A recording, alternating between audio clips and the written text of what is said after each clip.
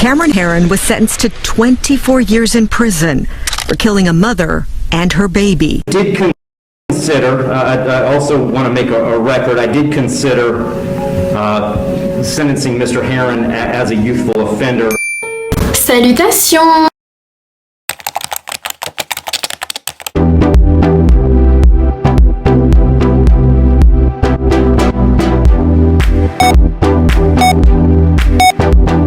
Comment allez-vous? Et bienvenue dans cette nouvelle vidéo. On se retrouve pour un nouveau concept, les tueurs du net. Concept où je vous parle de crimes qui se sont déroulés à travers les réseaux sociaux, soit par la star en question, soit par les fans de ce dernier.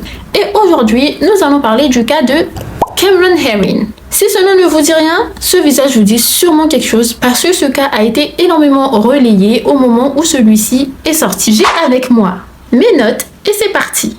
Cameron Herron a été arrêté en 2018 pour le meurtre d'une jeune femme et de sa petite fille. Vous vous demandez sûrement pourquoi ce visage d'ange, ce a priori visage d'ange, a commis une telle atrocité. C'est tout de suite. Tout d'abord, commençons par qui est Cameron Herron.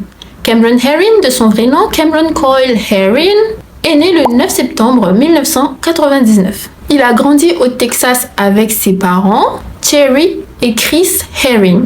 Il a également un frère du nom de Tristan. En 2005, ils vont déménager en Floride et là-bas, il va aller à l'école. Et il va aller jusqu'à l'université. Jusqu'ici, tout va bien. Mais alors, qu'est-ce qui s'est passé pour que tout d'un coup, tout ça part en drame? Tout commence en 2018 quand Cameron, il a fini ses études et que ses parents, très fiers de l'achèvement de leurs enfants, vont décider de lui offrir un cadeau. Ses parents étant assez aisés dans le milieu, vont lui offrir un cadeau qui n'est pas des moindres. C'est pas juste un petit téléphone ou bien une montre. Non, ses parents vont lui offrir une voiture. Pas n'importe quelle voiture parce qu'ils vont lui offrir une Ford Mustang. Et c'est à partir de ce moment que tout va partir en vrille. Cameron, il adore les courses de voiture et quoi de mieux pour baptiser son nouveau joujou que d'organiser une course de voiture. Et il a l'immense idée de proposer l'idée à son ami John Barrino. La course se déroule en Floride. A priori, c'était sans problème. Dans les sources que j'ai trouvées, ça disait qu'il conduisait à environ 260 km/h, donc ce qui est énorme pour les conducteurs, pour les conductrices, pour ceux qui ont le permis, même ceux qui n'ont pas de permis mais qui sont juste fans des courses. Vous savez que 260 km/h, c'est énorme. Donc la course se passe très bien, a priori sans problème. Les deux adolescents s'amusent, ils s'éclatent et c'est vers une espèce de boulevard, le boulevard de Tampa. Deux individus à ce moment-là traversent la route, une jeune femme avec une poussette. Malheureusement, ils vont croiser la course du jeune Cameron et vont se faire faucher par ce dernier. Cette jeune femme n'est rien d'autre qu'une jeune femme de 24 ans, Jessica Robenolt, et sa petite fille, Lilia. Malheureusement, le coup leur fut fatal et les deux perdirent la vie. Cameron a été arrêté pour homicide au volant, mais aussi pour course illégale. Le verdict. Au procès, il y avait sa mère, son père et son frère, donc sa famille. Et bien sûr, plusieurs autres personnes étaient également présentes. Le procès s'est déroulé sur une période de 3 ans et elle a été retardée à cause du Covid-19. Donc vraiment, on était en plein milieu du Covid, quoi. Pour rendre le verdict, plusieurs éléments vont être pris en compte. Déjà, la mort qui a surgi pour Jessica Robenolt et sa petite fille Lilia, qui n'était âgée que de 20 mois. Mais le juge va également prendre en compte le passé de Cameron, parce qu'il faut savoir que Cameron, il avait déjà été interpellé pour les mêmes faits, surtout en fait en matière de conduite imprudente et d'excès de vitesse, parce qu'en fait il avait déjà organisé une course, puisqu'il aime ça, les courses, la voiture, tout ça, il kiffait ça. Sauf que par chance, cette fois-là, c'était juste excès de vitesse, il n'a pas commis de meurtre, mais malheureusement, il a recommencé, et cette fois-ci, ça a été une erreur fatidique, puisque ça a coûté la vie à 2 personnes. Par le passé, quand il avait juste fait d'excès de vitesse, il n'était pas encore majeur, donc on a décidé de le laisser partir. Là, en 2018, avec sa course et le meurtre de Jessica Robenolt et de sa fille Lilia, il était déjà majeur. Donc le juge va décider de le juger comme un adulte. Cameron, il a reconnu les faits et il plaide coupable. La famille de la victime réclame au moins 30 ans de prison. Le juge, lui, il avait déclaré que 30 ans, c'était beaucoup trop parce qu'il n'avait pas du tout de casier judiciaire. En prenant en compte tous ces éléments, le verdict tombe et Cameron Herron est emprisonné de 24 ans. Cameron, il a été choqué quand il a entendu le verdict. Comme vous pouvez voir cette photo, ses yeux étaient écarquillé. Je pense qu'il pensait pas ça possible parce que vous savez, dans l'adolescence, l'effervescence, l'euphorie de la jeunesse, je pense qu'il s'est pas dit que ce qu'il avait fait, ça allait engendrer autant de conséquences, et malheureusement, si. Après avoir été choqué, il a fondu en larmes et la famille de la victime, lui, quant à lui, il était soulagé d'entendre ce verdict. L'avocat de Cameron, il a dit que le juge avait abusé de son autorité. Il a également demandé à la cour de lui accorder une seconde chance. Et donc la possibilité de faire appel afin de réévaluer la situation. Enfin, plutôt de vérifier si la sentence du juge était raisonnable ou non. Et c'est à partir de là que le succès de Cameron Herring va tripler, voire quadrupler sur TikTok. Et non, il ne va pas être vu comme un monstre, mais plutôt comme un ange. Et je ne pèse pas mes mots. Donc après qu'il ait passé que 3 mois en prison, les réseaux sociaux se sont enflammés, notamment TikTok et Twitter. Vous connaissez Twitter, dès qu'il y a un truc, c'est le premier à être au courant, c'est le premier à faire des top tweets. Vous savez pas d'où les gens sortent. Dès qu'il y a un truc, Twitter, c'est le premier au courant.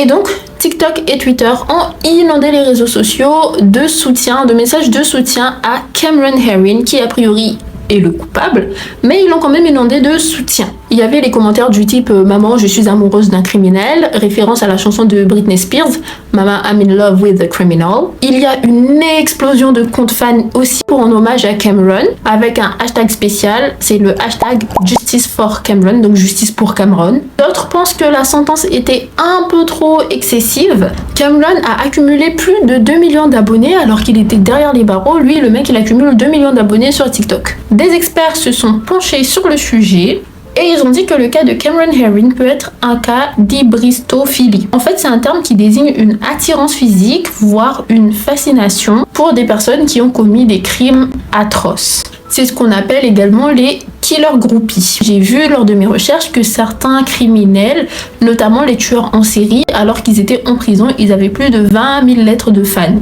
Oui, voilà, il y a des gens qui sont fans des tueurs en série. À titre d'exemple, il y a un tueur en fait du nom de Landru, qui porte aussi le nom de Barbe Bleue de Gambé, a reçu plus de 800 demandes en mariage alors qu'il se trouvait derrière les barreaux. Et pour finir, il y a une femme du nom de Edith Cassas. Elle a épousé l'assassin de sa sœur jumelle. Donc c'est un délire ce truc. Après, je vais pas comparer le cas de Cameron Herring avec le cas de tueur en série parce que ça n'a rien à voir, mais c'est quand même toujours aussi atroce. Et la situation se ressemble un peu. Les gens vont créer plus de 900 comptes sur Cameron Herring et ces 900 comptes vont être supprimés par Twitter.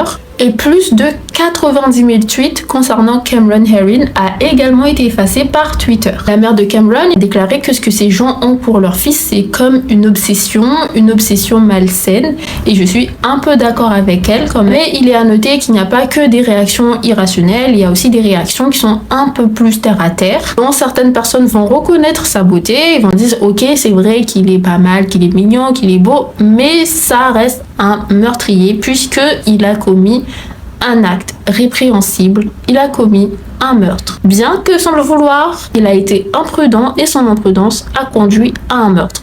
Donc, il devrait être jugé et puni selon la loi. D'autres vont affirmer que, ok, si on donne une seconde chance à Cameron Herring, d'accord, mais pourtant les gens qu'il a tués, donc Jessica Roubenolt et sa fille Lia, eux n'ont pas eu de seconde chance. Voilà, je trouvais ça important de souligner qu'il y a eu quand même des réactions de personnes qui ont été contre Cameron et d'autres qui ont été pour Cameron. Sachant que ceux qui sont pour Cameron n'ont pas deux arguments à part le fait de dire qu'il est beau et mignon. En ce qui concerne son ami Barrino, il s'en sort un peu mieux. Il sera en probation pendant 15 ans et va devoir effectuer plus de 200 heures de travaux d'intérêt général, notamment impliquant le fait de parler des dangers de la conduite imprudente. La ville a ajouté des passages pour piétons avec des feux clignotants et il a également limité la vitesse de 45 à 35 km/h vers le boulevard où l'accident s'est produit.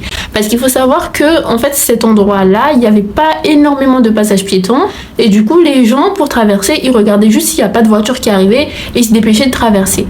Sauf que après cet incident, la ville a décidé de rajouter justement des passages piétons et de ralentir les vitesses. Je trouve ça triste en fait que les gens de la ville ne se sont pas dit avant que c'était un endroit dangereux parce que c'était quand même dans un tournant. Je trouve ça dommage qu'ils n'ont pas mis les passages piétons justement avant que l'incident se produise plutôt que après. Bon, après c'est bien, ça pourra prévoir les prochains incidents, mais avant ça aurait quand même été mieux. À partir du moment où vous voyez que la visibilité n'est pas très claire, qu'il y a un virage, qu'il y a des voitures qui risquent d'arriver, des piétons qui risquent de traverser, il serait évident de mettre des panneaux, des feux, etc. Enfin, selon mon avis. Après, vous dites-moi en commentaire, dites-moi ce que vous pensez. Est-ce que j'ai tort? Est-ce que j'ai raison? Du coup, Cameron, il a été transféré dans le comté de la prison de Hillsborough à Orlando, sauf que les groupies de Cameron, comme les gens l'appellent, les groupies de Cameron, les fans de Cameron en fait plutôt, je crois que c'est le mot le plus approprié, les fans de Cameron, ils ont réussi à avoir le numéro de téléphone de la prison et ils ont inondé la prison où Cameron se trouvait d'appels, de menaces, etc., etc. Ils ont trouvé le numéro des gardes, ils ont piraté leurs réseaux sociaux. Ah, ils étaient vraiment motivés. Franchement, les fans, quand ils veulent quelque chose. Mais malheureusement, à cause de cet énorme engouement, Cameron, il a été placé en isolement. Il ne devait pas s'approcher des autres prisonniers. Il devait tout le temps rester seul. Il avait également l'impossibilité de communiquer avec sa famille. En fait, il a été isolé des autres prisonniers justement par prudence. Il a depuis été transféré dans le département correctionnel de Graceville. Et là-bas, il se trouve dans un dortoir avec d'autres détenus. Quant à sa famille, ils évitent le plus possible les réseaux sociaux. Je trouve ça vraiment très triste pour Cameron parce que c'est pas quelqu'un de méchant à la base comme on peut le voir dans l'histoire, c'est pas un tueur, c'est pas un psychopathe, c'est juste un petit gars qui aime les courses de voiture, qui a organisé une course de voiture, qui n'a pas fait attention. Il s'est laissé emporter par ses envies, ses caprices et il a fini par commettre une énorme bêtise, quelque chose d'irréparable. En tout cas, faites attention, ne faites pas des trucs stupides qui peuvent coûter la vie d'autrui, puisque la vie c'est pas GTA. Parce que si vous prenez la vie de quelqu'un, non seulement c'est quelque chose qui pourrait vous hanter à vie, mais en plus de ça, ça pourrait vous détruire vous-même, ça pourrait vous détruire votre vie, ça pourrait détruire votre entourage. D'ailleurs, ça me rappelle un manga qui s'appelle Anonyme et qui vraiment parle très bien de ça. Je sais pas trop si je vais vous spoiler en disant ça, mais en tout cas, voilà. Le fait de prendre des choix après un meurtre, si je puis dire, qui va justement avoir des conséquences sur sa famille, sur son entourage et sur lui-même.